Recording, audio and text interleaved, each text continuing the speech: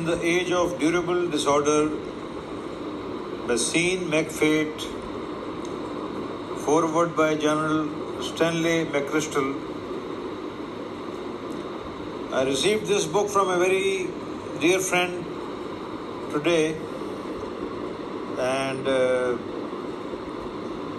I would like to review it chapter by chapter. My first issue is with foreword by General Stanley McChrystal. Now, McChrystal, as I see,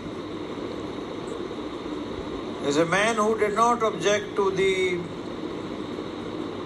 unreasonable and without any rationale surge of US troops in Afghanistan. I was based in Afghanistan at that time. What happened in the surge was that US troops were sent to Helmand and Kunar, where they were distributed in penny packets, which was militarily senseless, and this led to almost plus 1,000 deaths, pointless deaths. Just to give you an idea, during the 7 years war in the Bush era, the US suffered only 394 fatal casualties in Afghanistan. But in the surge, thanks to people like McChrystal and Petraeus, who never dissented and never, gave a different opinion, plus 1,000 US soldiers, I would say about 1,400 US soldiers were killed in actual action. So, I don't think Stanley McChrystal is the appropriate man to write the foreword of this book, but this is the author's prerogative and he can do as he wishes. I have no objection to that, but really, I was not impressed. Now, about the first chapter, strategic atrophy.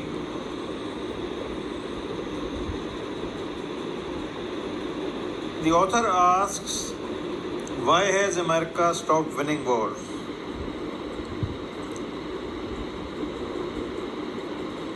The actual position is that it's not the question of winning wars or losing wars. Wars have drastically changed after the Second World War, and what has happened is that America included, the so-called great powers are, since they cannot fight a conventional war, they are using backward primitive countries in Asia and Africa, perhaps parts of South America and Central America, as proxy wars, as proxies. We have to get out of this concept of winning or losing. Both the Atlantic Rim, as defined by the USA and its allies, I would say the NATO allies, and the vast Euro-Asian rimland, heartland, which we would define as Russia, previous USSR, and China, they are involved in a struggle, and it is an economic struggle. The Atlantic Rim is trying to preserve what was gained by the so-called Anglo-Saxon colonial civilizations, and Around 1900, a power called Germany started challenging this Atlantic rim. Result was the First World War, followed by the Second World War.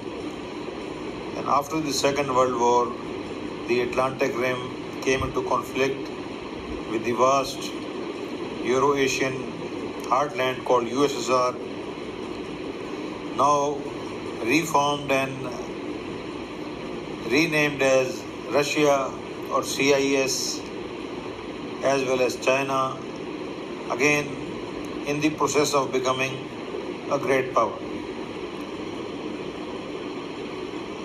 As far as I saw the US-Afghan war, and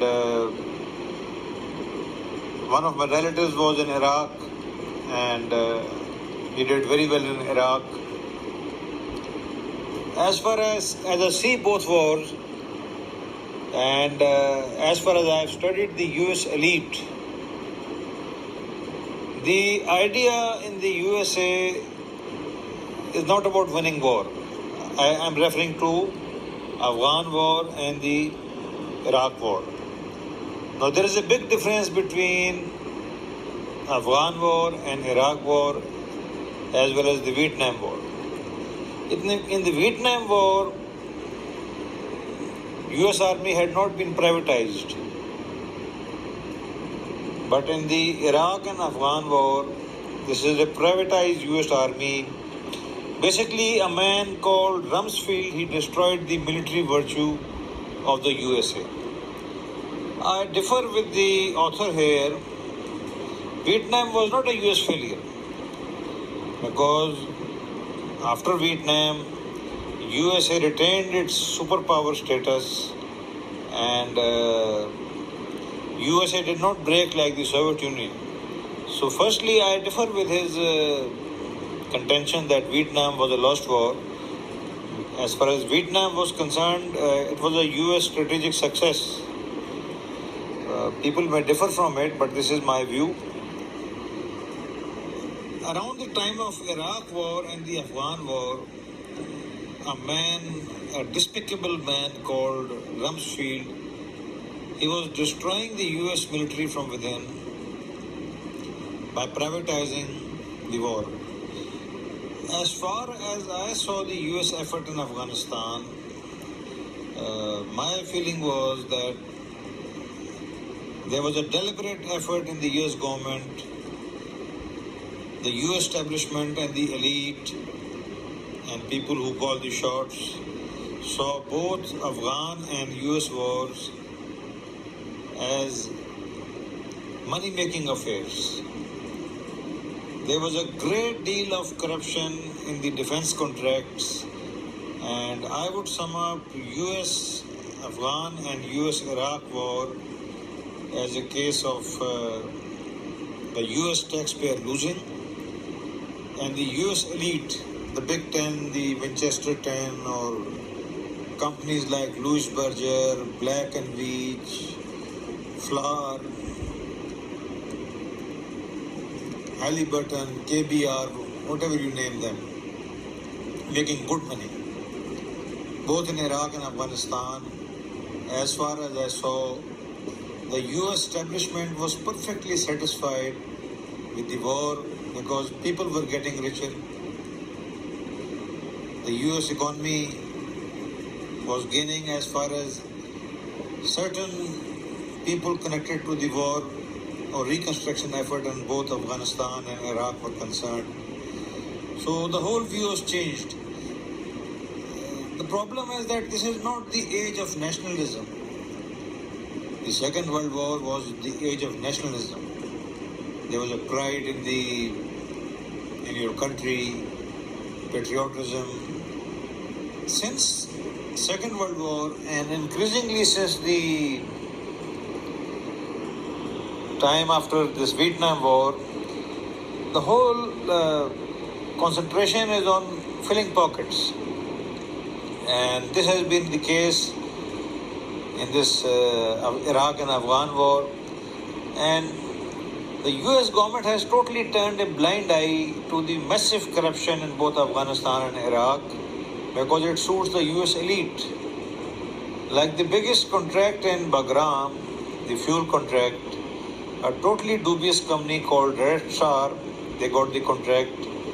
Normally, if you are familiar with the US contracting system, they have a system, they ask you your past profile, they ask you your references. If you have done projects, they ask for substantial completion certificates and all, paperwork like that.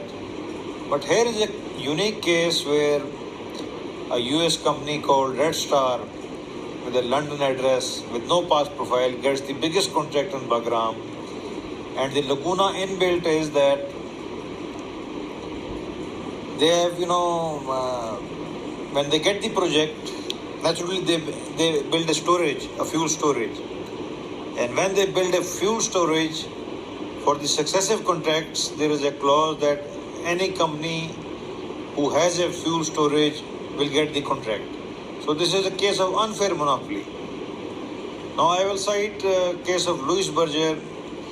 I had some experience working with them as a contractor, as a subcontractor, and what we found out was that they could not even design 8 classroom schools, and they could not calculate the snow load. As a result, a school roof got dislocated in Ghazni in Azerbaijan in 2005. Washington Post published a cover story, a building plan full of cracks. The result was that Louis Berger and Black & Veatch got another multi-billion-dollar contract some months after. Not only this, there are massive and innumerable incidents of corruption in the US contracts. Like Louis Berger, they got most of the roads, like the Kabul-Kandahar road and all that. There was massive corruption in the subcontracts of this road, and massive commissions were charged, and mostly they like Turkish companies who were doing, who were good in work as well as in paying commission. So many of the subcontracts were awarded to Turkish companies and some Indian companies. There was no transparent bidding in the subcontracts, and massive corruption was done. This aside, what I want to bring out is that there is massive corruption, and the USA and the US elite is happy with that. So while our author may think that USA is losing a war, it's not a question of losing or winning. The US establishment, the powers who control USA are perfectly happy with this state of affairs, We as readers of book, we may buy the win and lose terminology, but not the US establishment. So there is a vast gulf of thinking in the powers who control and rule USA, and we, the laymen, the sheep, the readers of books like The New Rules of War. I disagree with the author's contention that USA has left Afghanistan in a bad shape. This is factually incorrect. Schools and clinics have been rebuilt, of course, with 300 corruption at the cost of US taxpayer by companies like Louis Berger and Black & Veatch and all that. Reconstruction has been done. Most of the roads in Afghanistan have been rebuilt and restored, and it is a much better country as far as the roads are concerned. So I don't agree that Americans are leaving Afghanistan in a bad position. There is another problem which our author has not touched at all in this first chapter, which I am reviewing. I will review this book chapter by chapter because my dear Mr. Bhushan, my friend, my, intellectual friend, he wanted me to review this book, so I will do it chapter by chapter. Now, one thing I want to bring out in this review of the first chapter is the problem is not that war is unwinnable. The problem is that the USA and the USSR, now Russia, have set a pattern of proxy war. there is no winning or losing in this war. Naturally, when a superpower or a great power leaves a country, the other power who's there in the country, they have done nothing. There is no victory. They proclaim victory. It's a psychological mindset. It's not victory. Like when the Americans left Vietnam, the Vietnamese proclaimed victory. But actually there was no victory because the Americans just left and Vietnamese were there. And it did not change Vietnam. And the biggest vindication is that now Vietnam is again looking towards USA as an ally, and USA fears China far more than the USA. The Vietnamese fear China far more than the USA. Now, one very important thing which our author of the New Rules of War has not picked is that in both Vietnam War and in Afghan War, the USA failed to neutralize the center of gravity in North Vietnam. The correct situation or the correct response should have been to overrun North Vietnam, because bombing or any other thing was not deterring North Vietnam from being the base of operations against the USA in South Vietnam. And US diplomacy even succeeded because China delivered the worst stab in the back, and China was ready to betray North Vietnam.